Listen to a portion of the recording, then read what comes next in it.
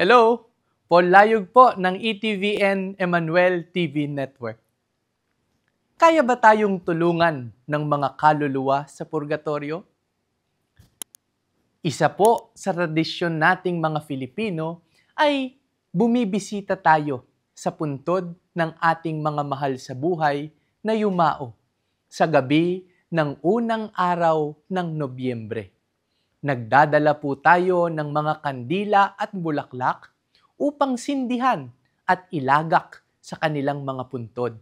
At doon, nagpapalipas na ng gabi upang magnilay at mag-alay ng panalangin para sa kanila. Kaya tayo po ay nagtatanod sa kanilang puntod o nagvi-vigil hanggang sa kinabukasan ng ikalawang araw ng Nobyembre or November 2. Na ito po talaga ang nakalaan na araw para sa mga yumao. Hanggang sa lumipas na ang panahon, mas naging focus na ang November 1 sa pagbisita natin sa kanila rather than to visit them on November 2. Bakit nga ba natin sila pinupuntahan? Bakit kailangan po natin silang ipanalangin? No? Sapagkat naniniwala po tayo ng ating mga panalangin para sa kanila ay isang napakahalagang bagay upang sila ay lubusang makapiling ng Diyos. Sa ating pong pananampalatayang Katoliko, tayo ay naniniwala sa buhay na walang hanggan. Life after death. Kapag tayo ay namatay, ililibing ang ating katawan at pinaniniwalaan natin na ang ating mga kaluluwa ay makakapiling ng Diyos sa buhay na walang hanggan. Ngunit makakamtan natin yan kung ang ating buhay dito sa mundo ay naging kalugod-lugod sa Kanya. Naniniwala po tayo na ang ating mga kaluluwa, pag tayo ay yumao na, may dumidiretso sa langit at maaring sa impyerno. At meron din pong mga kaluluwa na nangangailangan ng paglilinis sa purgatorio. Ngayon, ano pong ibig sabihin ng purgatorio? Ito ay nanggaling sa salitang Latin na purgare, na ibig sabihin ay paglilinis. Ito po ay isang tanda ng pagmamahal ng Diyos para sa atin. Sa pamamagitan ng purgatorio, binibigyan tayo ng Diyos upang tayo ay ganap na maging malinis. Ngayong pong araw, gunitain natin ang lahat ng mga kaluluwa. Huwag lang natin gunitain ang ating mga mahal sa buhay na yumao na.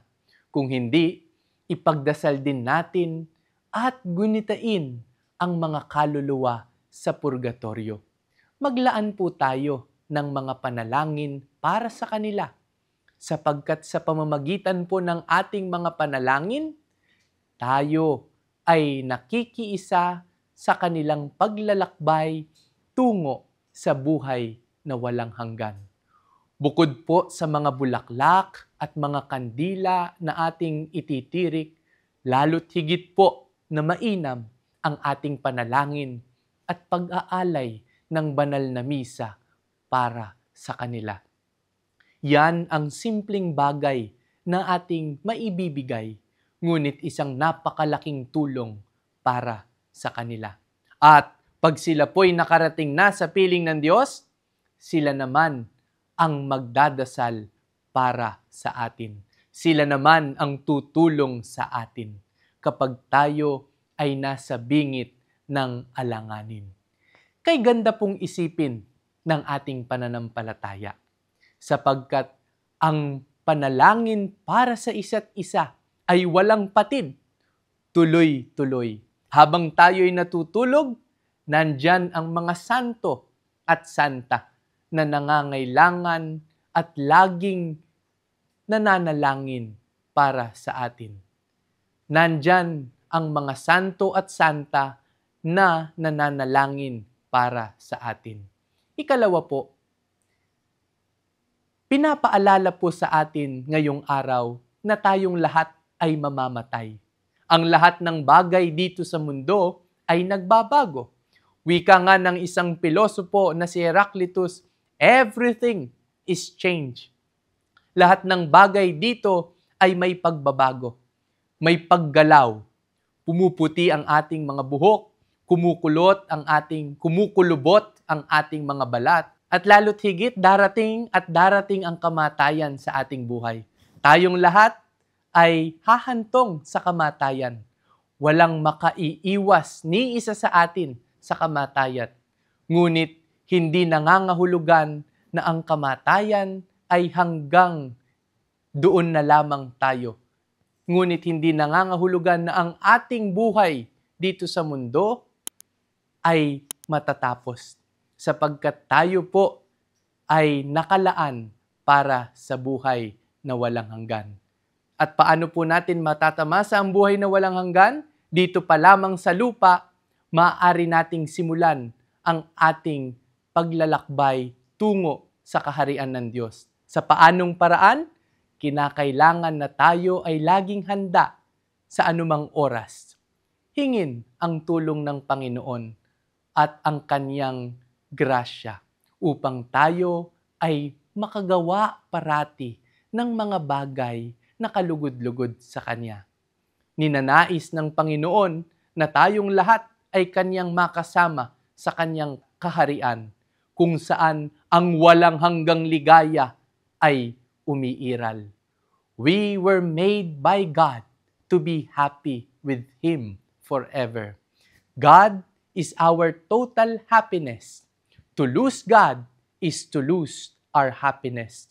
To lose God forever is to lose our happiness forever.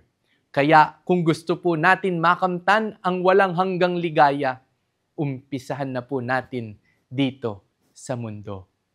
Ikatlo, wag po tayong matakot sa kamatayan. Bagkus, atin po itong ipagdasal na lagi tayong handa anumang hamon na dumating sa atin. Matularan nawa natin si San Francisco ng Assisi na tinawag ang kamatayan na kapatid. Welcome, my sister death. He called death as his sister and considered himself as the brother of death.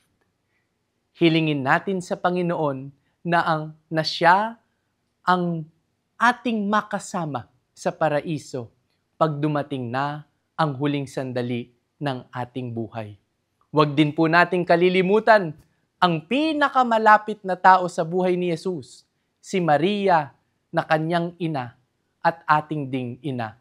Sabi nga po ng isang kanta, "O ina ko'y tulungang tupdin ang buhay, bininyagan. Puso mo'y kalinis-linisan. Hubugin mo ako ng lubusan. Maria, mahal kong ina, puso ko sa'yo'y nakatalaga. Ako'y gawin mong iyong-iyo at ihandog mo ang buhay ko kay Kristo." Tulungan mo kami, aming ina, upang aming matamasa ang saya at ligaya na iyong tinatamasa ngayon. Holy Mary, Mother of God, pray for us sinners, now and at the hour of our death. Amen.